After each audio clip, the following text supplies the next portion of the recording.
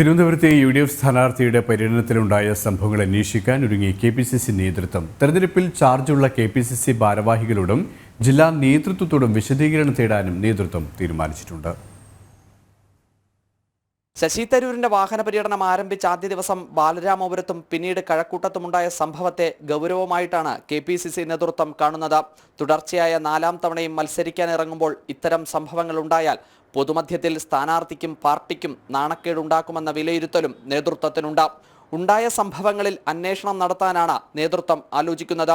തെരഞ്ഞെടുപ്പിൽ ചാർജുള്ള കെ.പി.സി.സി ഭാരവാഹികളോടും ജില്ലാ നേതൃത്വത്തോടും വിശദീകരണം തേടാനും നേതൃത്വം തീരുമാനിച്ചിട്ടുണ്ട്. വരും ദിവസങ്ങളിൽ സംസ്ഥാനത്തെ മുതിർന്ന നേതാക്കളെ നിയോജകമണ്ഡലം പരിപാടികളിൽ പങ്കെടുപ്പിച്ച് പ്രവർത്തകരുമായി നേരിട്ട് സംസാരിപ്പിക്കുന്നതടക്കം നേതൃത്വത്തിന്റെ ആലോചനയിലുണ്ട്. ജനം, തിരുവനന്തപുരം.